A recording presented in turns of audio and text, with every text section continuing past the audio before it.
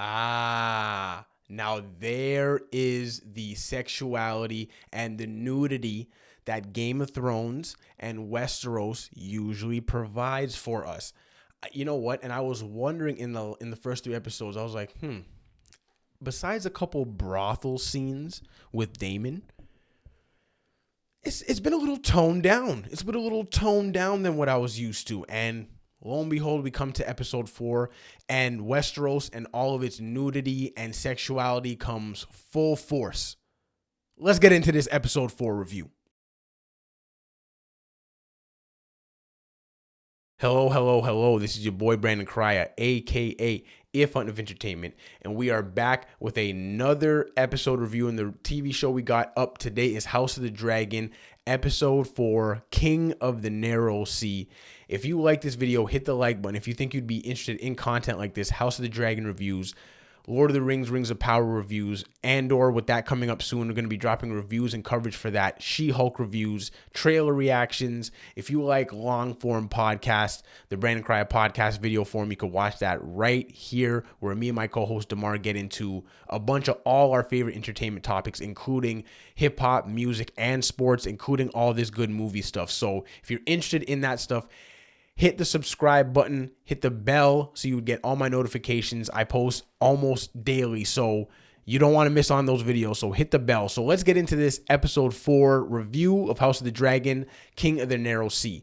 And like I mentioned, I was very surprised at the toned down nudity that we got in the first 3 episodes, and it came in full force in this episode.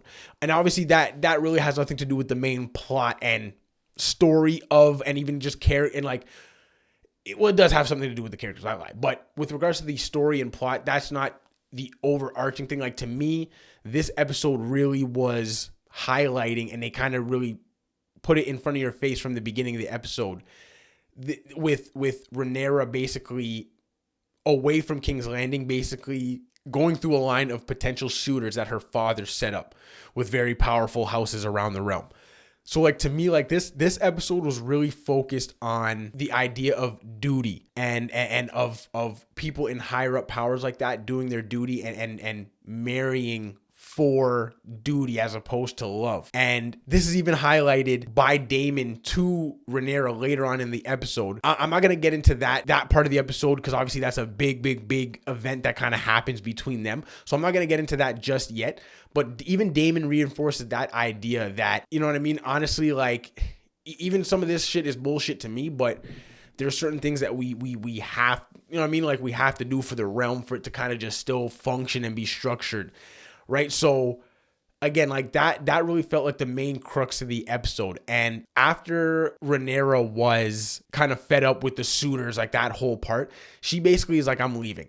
Right. And she heads home. And as she's heading home, she sees Daemon return home. Because obviously last we saw of Daemon was was like the fight scene, or like medium battle fight scene of him kind of killing Crab Feeder, right? So it's like him returning to King's Landing after all this time. We see the dragon swoop in by the ship that Rhaenyra's on. The dragon, she almost gets murked, knocked off the boat. Dragon looks absolutely gorgeous flying through the air. And like I mentioned in one of my other reviews, I actually really like the look of his dragon. Like, for some reason, I didn't like it at first, but the more that I see it, it kind of looks more like a typical kind of dragon, like how Shenron would be and how Shenron moves as he comes out of the Dragon Ball. For my Dragon Ball people, I know that's a separate thing, but if you've seen Dragon Ball and the dragon that comes out of that particular dragon moves like that. So it's like, it's I don't know, I really like his dragon, even though it looks a little weird and odd, but that was just a side comment. But we see him return to King's Landing, and we see an audience gather before the king and the return of Daemon.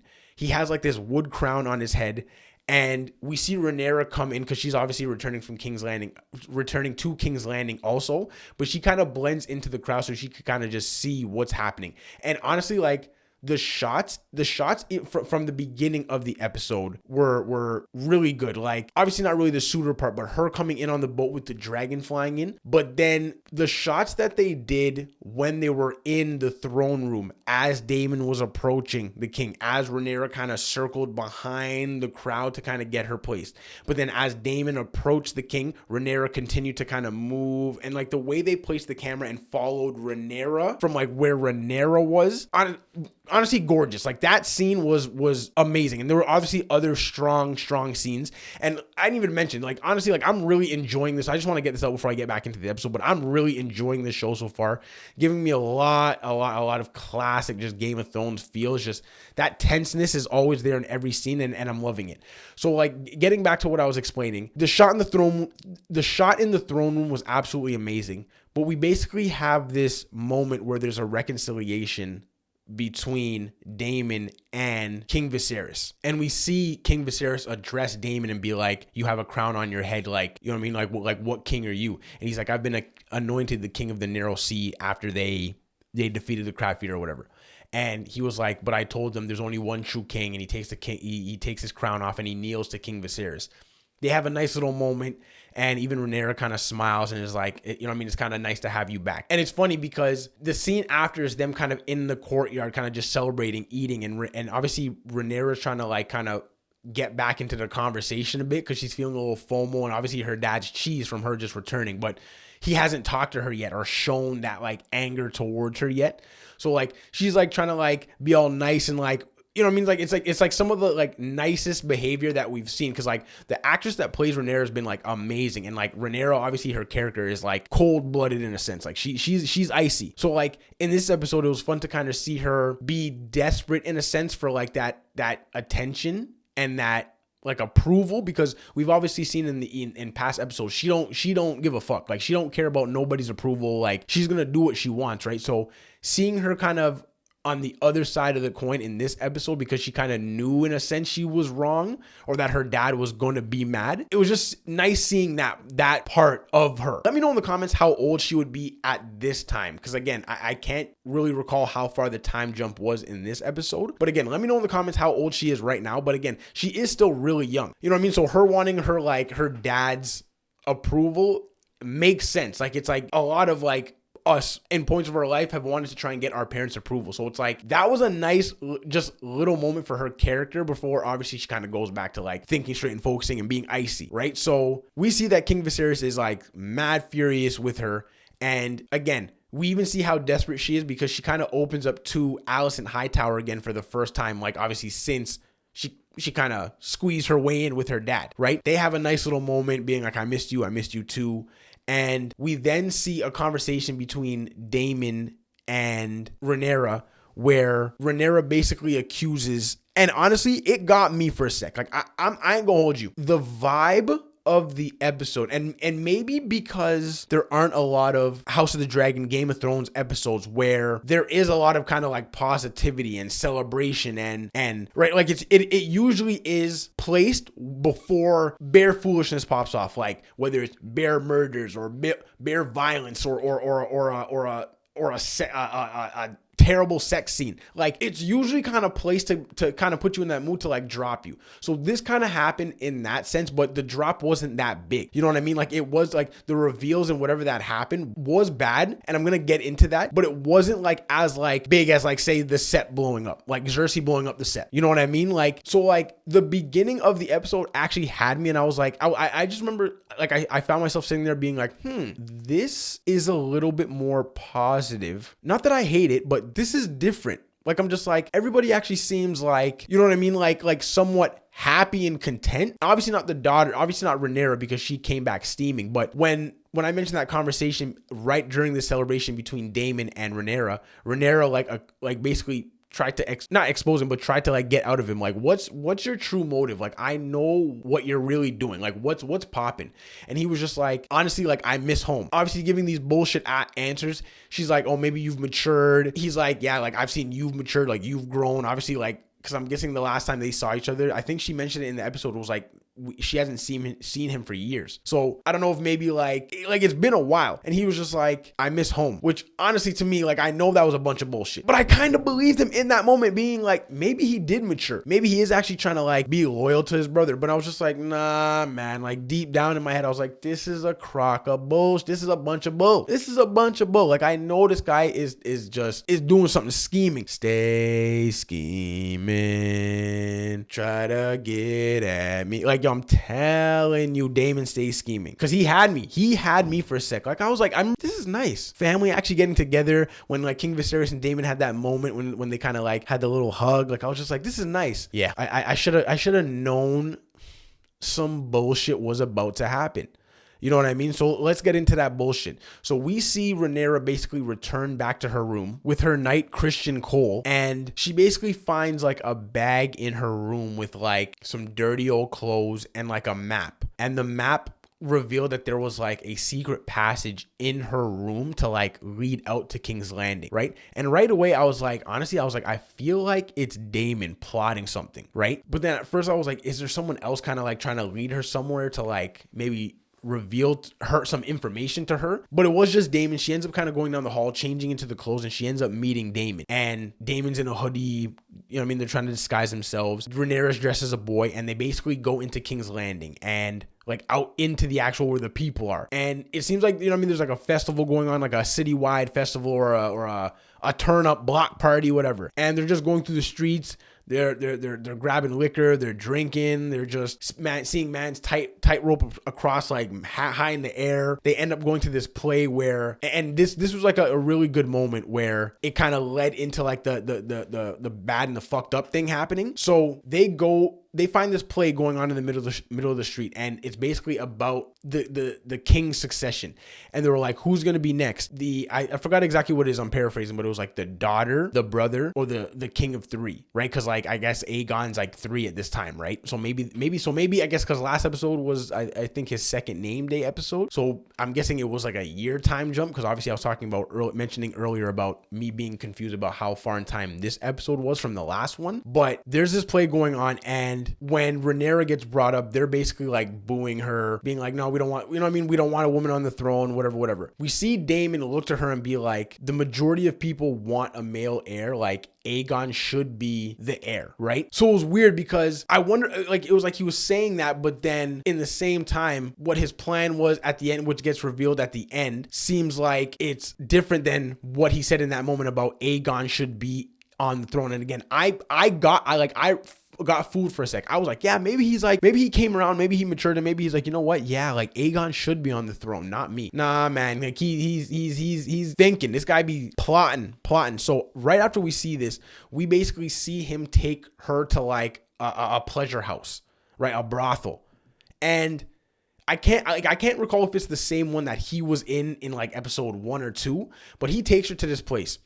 And obviously she hasn't seen anything like this ever. So she's like, jaw dropped, like obviously like interested, because again, like she could be like 18 at this time, and I could be totally wrong, but I just can't recall how old she was like in like episode 1 when her and Daemon first met compared to like now. So maybe she's like 16, 17 or something right now. So she's in the brothel house being spiced by all this stuff. And he's basically like, so there was a purpose, obviously, like in his overarching plan, grand scheming plan of like trying to get the throne. But like, there was also, in a sense, like a important message that he was trying to relay to her. And again, he was probably relaying that message to her for his own selfish needs, to kind of switch in her head.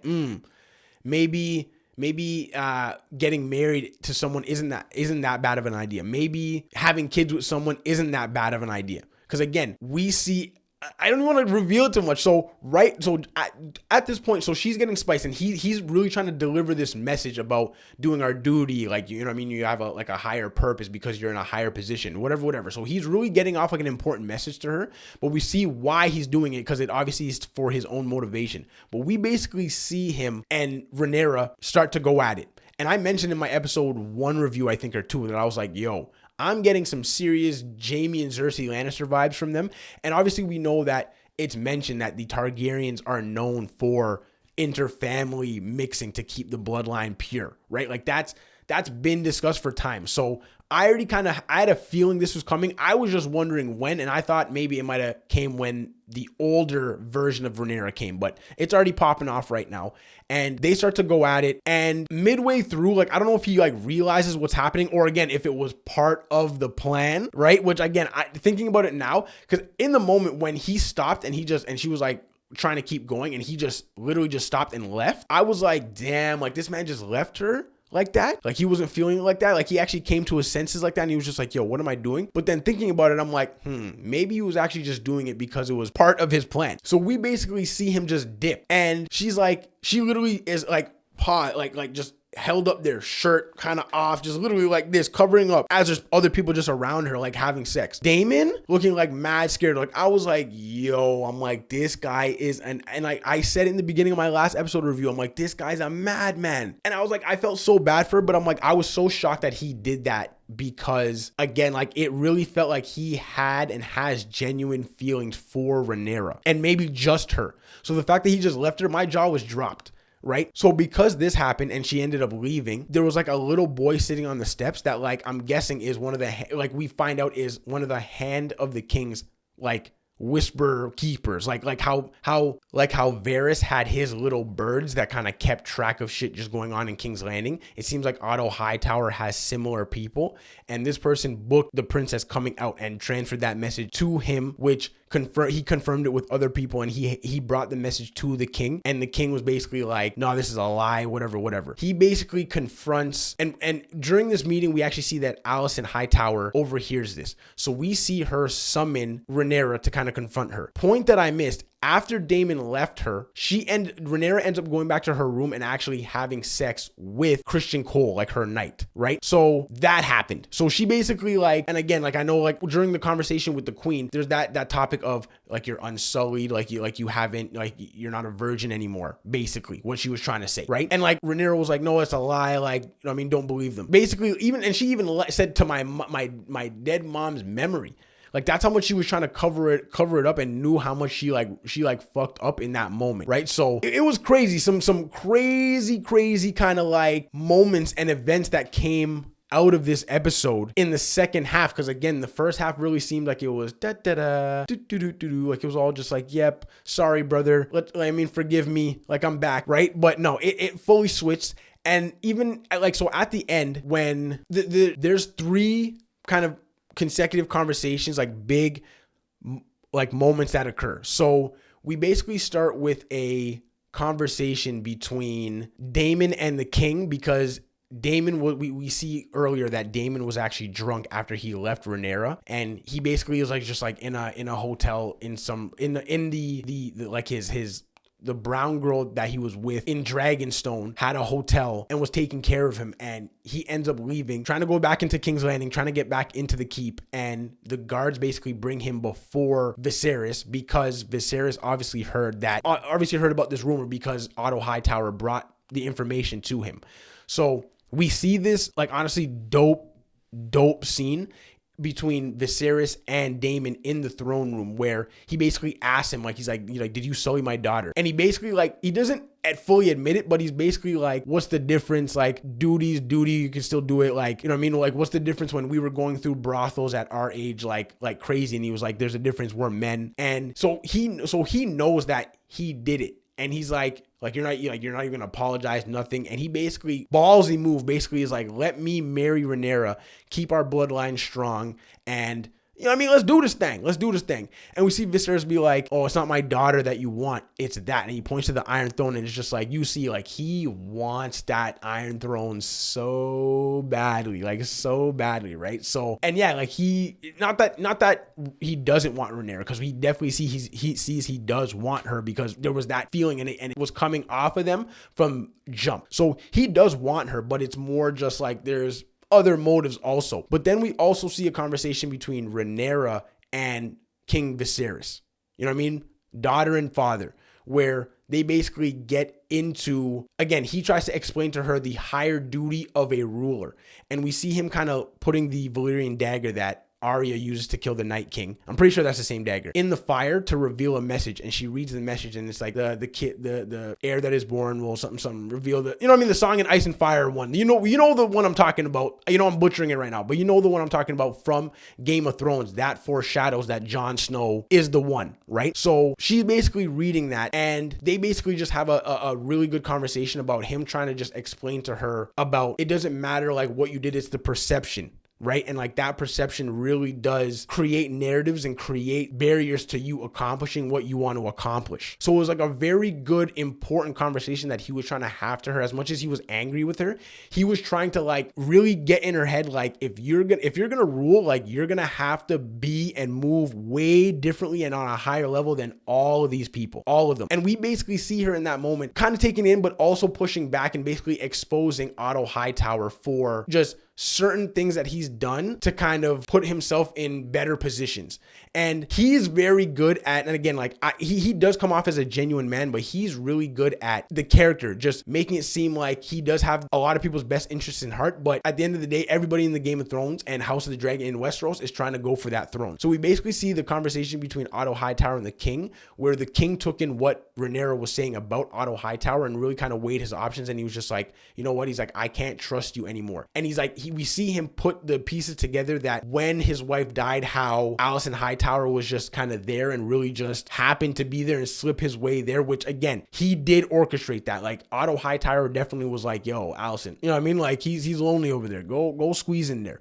But we finally see the king kind of put those pieces together, right? And he's like, you know what? I can't trust you anymore. I can't trust your judgment. So he's like, you're no longer hand of the king, and he takes the man's pin, which is major. So again, like if there's a time jump, I'm interested to see who's going to be the hand of the king and what Otto Hightower's character is going to be kind of doing now and what his involvement's going to be. And basically the episode ends with one of the maesters kind of bringing like a concoction for Rhaenyra to drink to kind of kill the potential baby if that happened during obviously the events that happened in the episode. So that's how it ends. So again, interested to see if she ends up taking it, if they're going to even touch that plot point again. So honestly, a lot of good stuff coming out of this episode. There wasn't any big battles. The tenseness was a little different it was in a different form in this episode, but it was there nonetheless. So honestly, really good episode, and I'm excited for next week. I probably will be doing a episode 5 trailer reaction, so keep an eye out for that. But that is it for this video. If you like this video, hit the thumbs up. If you think you would be interested in content like this, hit the subscribe button. Trailer reactions, episode reviews, movie reviews, long form podcasts, all that good entertainment stuff. Hit the subscribe button and hit the bell notification so you know when I'm dropping videos, because I drop them almost daily. So you don't want to miss out. I appreciate you for watching. Catch you next time.